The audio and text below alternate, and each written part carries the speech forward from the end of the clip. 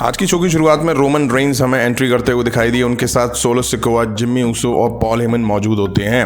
Roman Reigns आके कहते हैं वॉशिंगटन डीसी एक्नॉलेज मी। तभी यहाँ कॉडी रूड्स की एंट्री हो जाती है। कॉडी रूड्स आके बोलते हैं श्रीमान हेमन की बातों के विपरीत मैं यहाँ तुमसे मोल भाव करने नहीं आया हूँ, ना ही मैं किसी तरह का इन्वेट करने आया हूँ। मैं तुमसे मर्द की तरह सामने खड़े होकर बात करना चाहता हूँ। मैं नहीं सोच रहा था कि तुम यहाँ अपने चेले चपाटों के साथ आओगे, लेकिन तुम्हें लगता है कि तुम्हें इनकी ज़रूरत है तो बात अलग है। इसके बाद रोमन रेंस कहते हैं वाइजमैन अकेला छोड़ दो, सोलो तुम भी और जिम्मी तुम भी जाओ। इसके बाद रिंग में कॉडी रूड्स और रोमन रेंस दोनों अकेले होते हैं, दोनों आमने सामने होते हैं। तो रोमन रेंस कहते हैं तो क्या अब तुम कंफर्टेबल हो? ये पसंद नहीं आएगा तुम्हें, लेकिन मैं करना चाहता हूँ। रोमन रेंस दोनों टाइटल नीचे डाल देते हैं।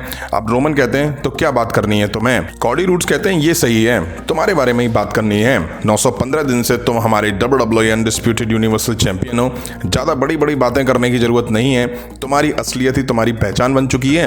मैं अपने बारे में बताना चाहता हूं ताकि तुम रेसलमेनिया के अपने अपोनेंट के बारे में जान लो। कुछ लोगों के लिए तुम वाकई इम्पॉसिबल पहाड़ बन गए हो, बट मैं बताता हूं कि मैं लंबे टाइम से मेहनत करता आ रहा हूं और चलता आ रहा हूं। स्टारडस्ट के टाइम पे लोगों को डाउट था, बट उसके बाद मैंने झंडे गाड़े हैं हर प्रमोशन में। नामुमकिन बात हो बट मेरे लिए नहीं है। रोमन रेंस कहते हैं बहुत अच्छी बात है, शायद एक हफ्ते से इस चीज की रिहर्सल करी होगी। मैं अपने गियर बदलना चाहता हूं। क्या तुमने ये जीता है कभी? हाँ ठीक है, हमें पता है। क्या तुमने कभी इनके लिए कॉम्पीट करा है? क्या तुमने रेसलमेनिया को मेन इवेंट भी किया है इससे पहले? क्योंकि मुझे तो पता है, मैंने करके दिखाया है कि मैं सबसे ज़्यादा मेन इवेंटर हूँ यहाँ। मैं इसी के लिए पैदा हुआ हूँ। जब से मैं छोटा था मेरे पिता ने नहीं, तुम्हारे पिता ने भी मुझे बहुत कुछ सिखाया है। नहीं, मेरी कहानी अभी ख़त्म नहीं हुई है। चलो तुम्हारे पिता के बारे में ही बात कर लेते हैं। मैं बहुत इज्जत और प्यार करता था उनसे। मैंने उनके साथ काफ़ी टाइम बिताया। मेरे अंदर ड्रीम कॉन्फिडेंट उन्हीं से मिला है। उन्होंने मुझसे कहा कि तुम ही हो असली सुपरस्टार। और जब हम घर पे बैठ के बात करते थे जो अभी हो रहा है उसके बारे में, मेन इवेंट के बारे में, WWE का फेस कैसे बनना है, सबके बारे में बात करी है। पता है उन्होंने तुम्हारे बारे में क्या कहा? कुछ भी नहीं कहा। उन्होंने कुछ भी नहीं कहा तुम्हारे बारे में। Seth Rollins, Kevin Owens, Becky Lynch जैसे जब सुपरस्टार उनके साथ थे, लेकिन जब मैं उनके साथ था तब तुम्हारा वजूद था ही नहीं। काश वो यहाँ होते। हाँ मैं जानता हूँ कि तुम्हें उनकी याद आ रही होगी, मुझे भी बहुत आ रही है। मैं भी उन्हें मिस कर रहा हूँ। मुझे पता है हमारे बीच नहीं है वो, लेकिन याद रखो कि उन्होंने तुम्हें कुछ सिखाया ही नहीं है। तुम टेंशन मत लो, मैं सिखा दूंगा। रोमन रेंस हाथ मिलाने को हाथ आगे बढ़ाते हैं, लेकिन कॉडी रूड्स कहते हैं ओ माय गॉड, हे भगवान, मैं ऐसा फील नहीं करता। मैं सोच ही नहीं रहा था कि ऐसा लग रहा है कि हम शतरंज खेल रहे हैं। तुमने पॉल को भेजा रॉ पर मेरे दिमाग से खेलने के लिए। मुझे पता है कि डस्टी के बच्चे अच्छे थे और उनका ये बच्चा सब कुछ बदल सकता है। अब बदल चुका है क्योंकि ये मेरी चाहत नहीं, जरूरत बन चुकी है। और अब मैं यहाँ सब कुछ करूँगा और रेसलमेनिया में तुम्हें हराऊंगा। रोमन रेंस चैंपियन सर, उस्ताद, वहाँ जो बेहतर होगा वही जीतेगा। इसके बाद दोनों हैंडशेक करते हुए नजर आए। अब हमें रिहा रिप्ले वर्सेस मॉर्गन के बीच एक मैच दिखा। रिंग साइड डॉम डॉम जेब कतरा भी मौजूद था। बैल बजते ही मॉर्गन रिहा रिप्ले पे ड्रॉप किक लगा देती हैं। रिहा अब झल्ला के जबरदस्त पलटवार करती हैं। मॉर्गन भी फाइट बैक करते हुए दिखाई दी। अच्छा मैच दिखा इन दोनों वुमेन्स के बीच। मॉर्गन ने काफ़ी इंप्रेस करा इस मैच में, बट रिहा रिप्ले मॉर्गन को काउंटर करते हुए पावर बम मूव और सबमिशन लगा के मैच जीत ले जाती हैं। अब back stage Paul Heyman, solo Sikoa, Jimmy Uso और रोमन रेंस एक साथ दिखाई दिए। रोमन रेंस जे ऊसो के बारे में पूछते हैं। रोमन कहते हैं क्या कहा उसने? जिम्मी कहते हैं जे ऊसो को थोड़ा टाइम चाहिए, वो थोड़ा दिमाग का गर्म है। अब रोमन रेंस कहते हैं टाइम, कितना टाइम चाहिए? और जिम्मी ऊसो कहते हैं उससे मैंने बात करी, उसने कहा मैं पहले से बेहतर हो रहा हूँ। रोमन रेंस कहते हैं मेरे पेशेंस की परीक्षा ली जा रही है, तुमसे ये उम्मीद नहीं थी। मेरा टेस्ट मत लो, मेरा पेशेंस खत्म हो रहा है, उसके साथ नहीं तुम्हारे साथ। जिम्मी कहते हैं मैं बता दूंगा उसे। अब बैक स्टेज रिहा रिप्ले और जेब कतरा मैच जीत के जा रहे होते हैं। तभी वहाँ एंड सैंटोस एस्कोबार आ जाते हैं। सैंटोस कहते हैं रे मिस्टीरियो को तुम्हें एक जोरदार मुक्का मारना चाहिए था लास्ट वीक, वो नहीं कर पाया तो मैं कर सकता हूँ। आज मैं तुम्हें सबक सिखाऊंगा और बताऊंगा कि कैसे रिस्पेक्ट करते हैं। और खुद को बड़ा समझते हो तो अपनी अम्मा यानी मामी को साइड में रख के आना, लेके मत आना। अब हमें सेंटोस एस्कोबार वर्सेस जेब कतरा के बीच एक मैच दिखा। रिहा रिप्ले भी साथ थी। हालांकि सेंटोस ने कहा था कि मामी को साथ मत लाना, बट वो लेके आया था। डॉम शुरू से ही हावी होने की कोशिश करता है, लेकिन सेंटोस भी पलटवार करते हैं। रे मिस्टीरियो का मास्क दिखाते हैं तो जेब कतरा उस पर थूक देता है। अब वो भी पलटवार करते हैं। एंड में डोमिनिक ने रेफरी को अपनी साइड फंसाया और रिहा रिप्ले ने सेंटोस को रिंग के बाहर निकाल के मूव देके बड़े आराम से अंदर डाल दिया। फिर जेब कतरे ने फ्रॉग स्प्लैश लगा के मैच जीत लिया और रेफरी को कुछ पता ही नहीं चला। अब इसके बाद मैच जीत के डोमिनिक मास्क फाड़ता हुआ स्टेज पर जा रहा होता है, तभी रे मिस्टीरियो की एंट्री होती है। डॉम बार बार कह रहा होता है हिट मी। रे मिस्टीरियो मारते नहीं है, बट जेब कतरा रे मिस्टीरियो पंच जड़ के चला जाता है। अब हमें ड्रू मैकिंटायर दिखाई दिए। वो यहाँ इंटरकॉन्टिनेंटल चैंपियन गंथर को टाइटल के लिए चैलेंज करने आते हैं, लेकिन उनके साथ साथ यहाँ शेमस भी निकल के आ जाते हैं। वो भी इंटरकॉन्टिनेंटल टाइटल के लिए गंथर को चैलेंज करते हैं। उसके बाद कैरियन क्रॉस चैलेंज करते हैं। फिर न्यू डे से Xavier Woods Kofi Kingston challenge करते हैं। एले नाइट भी गंथर को टाइटल के लिए चैलेंज करते हुए दिखाई दिए। अब सभी टाइटल के लिए एक दूसरे को चैलेंज करते हैं। इसके बाद इन सभी के बीच फैटल 5-वे मैच अनाउंस हो जाता है, जो कि नेक्स्ट वीक हमें देखने को मिलेगा। जो जीतेगा वो इंटरकॉन्टिनेंटल टाइटल के लिए गंथर को फेस करेगा। अब एले नाइट कैरियन क्रॉस को रिंग के बाहर करते हैं। फिर वो जेवियर वुड्स को धक्का देते हैं। शेमस जेवियर वुड्स पर अटैक कर देते हैं।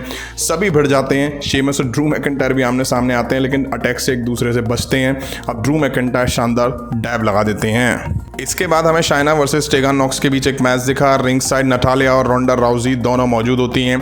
टेगन आते ही शाइना पे अटैक करती हैं, बट शाइना अरोड़ना मरोड़ना शुरू कर देती हैं और उठापटक उनकी करना शुरू कर देती हैं और बड़े आराम से शाइना टेगन पे आंबा लगा के टैप आउट करवा के मैच जीत ले जाती हैं। अब इंटरव्यूअर गंथर के साथ दिखाई दी। वो फैटल 5-वे मैच के बारे में बात करती है तो गंथर बोलते हैं कि शर्म की बात है, मेरी जैसी शख्सियत को वेट करने को कहा है।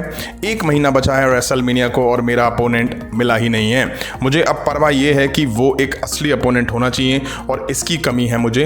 अब इसके बाद हमें अब बॉबी लैशले दिखाई दिए। बॉबी लैशले कहते हैं कि पिछले 2 वीक से ब्रे वाइट मुझे बताता आ रहा है कि मुझे भागना चाहिए। मैं किसी से भी नहीं डरता। जब वो काम नहीं आया तो वो खिलवाड़ कर रहा है मेरे साथ। मुझे वो छोटा दिखाने की कोशिश कर रहा है, लेकिन उसे असलियत नहीं पता है।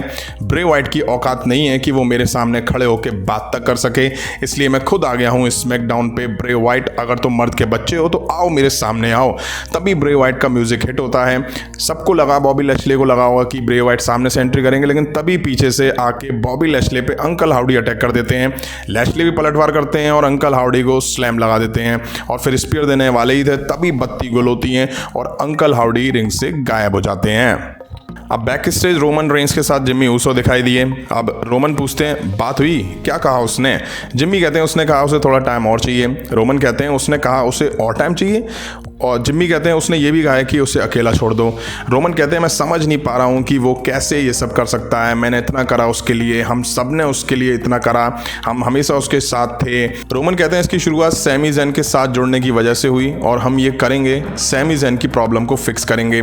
सोलो के साथ जाओ और उसे ख़त्म कर दो। सैमी से छुटकारा मिले तो वो घर आ जाएगा, मतलब कि जे वापस आ जाएगा। अब रोमन पूछते हैं क्या तुम ये कर सकते हो? जिम्मी कहते हैं यस, ब्लड लाइन के लिए, परिवार के लिए ये सब जरूरी है। अब जिम्मी ऊसो वहां से उठ के चले जाते हैं तो पॉल हेमन और रोमन रेंस बात करते हैं। रोमन कहते हैं जे ऊसो के पास 1 वीक है, अगर वो नहीं आया तो मैं सैमी पे उंगली नहीं उठाऊंगा, मैं जिम्मी को दोषी मानूंगा। अब टाइम था मेन इवेंट का, जहां हमें सोलो सिकोआ वर्सेस सैमी ज़ैन के बीच मैच दिखा। रिंग साइड जिम्मी ऊसो मौजूद थे और बैक स्टेज टीवी पे रोमन रेंस और पॉल हेमन दोनों इस मैच का मजा ले रहे थे। सैमी आते ही भाई साहब सोलो सिकोआ को गिरा के पंचेस वगैरह लगाना शुरू कर देते हैं। जिम्मी आते हैं तो उनको सैमी रिंग के बाहर कर देते हैं और शानदार डाब लगाते हैं। अब सोलो अंदर आते हैं और मैच ऑफिशियल हो जाता है। अब सोलो पलटवार करते हैं बट सैमी उनको रिंग के बाहर कर देते हैं। सोलो इसके बाद रिंग कॉर्नर में मारते हैं और बैरिकेड की दूसरी साइड सैमी ज़ैन को गिरा देते हैं। सोलो तबीयत से सैमी ज़ैन में मार दे रहे होते हैं but Sami Zayn fight back की कोशिश करते हैं बट सोलो सिकोआ से फेल कर देते हैं। सैमी अच्छे से सोलो सिकोआ को लतियाते हैं। अच्छा मैच देखा दोनों के बीच। सोलो अब सैमी की हेलवा किक से बचे और सैमी ज़ैन को समोन स्पाइक लगा के मैच जीत लिया। मैच के बाद भी सोलो और जिम्मी सैमी पे अटैक करते हैं। सोलो चेयर लेके आते हैं, सैमी के गले में चेयर फंसाई जाती है। सैमी उठते हैं, सोलो पे चेयर और जिम्मी पे हेलवा किक लगाते हैं। अब सैमी चेयर से जिम्मी पे अटैक करने वाले थे बट सोलो आ जाते हैं और सैमी को यहाँ से जाना पड़ जाता है। यहीं आज स्मैकडाउन का एपिसोड एंड हुआ। रोमन रेंज और कॉडी रूट्स के बीच डिसेंट सा एक प्रोमो देखने को मिला। जे ऊसो आज फिर गायब दिखाई दिए। रोमन ने उन्हें बस एक हफ्ते का टाइम दिया है। वहीं कुछ अच्छे मैचेस भी हमें देखने को मिले। नेक्स्ट वीक फैटल 5-वे मैच होने वाला है। जो जीतेगा वो गंथर को फेस करेगा इंटरकॉन्टिनेंटल टाइटल के लिए। वहीं मेन इवेंट में सोलो ने सैमी को हराया, बट इनके बीच ब्रॉल भी देखने को मिला। दोनों साइड से हमले हुए, बट एंड में सैमी ज़ेन को पीछे हटना पड़ा। ब्लड लाइन को लेकर WWE अपने पत्ते काफ़ी धीरे धीरे खोल रही है। अब आपको कैसा लगा आज का एपिसोड कमेंट करके जरूर बताइएगा। अभी की वीडियो में इतना ही। पसंद आया तो लाइक और शेयर करें और उस तरह की इंटरेस्टिंग अपडेट्स के लिए चैनल को सब्सक्राइब करें, बेल आइकन को प्रेस करें। मिलता हूं नेक्स्ट वीडियो में। Thank you.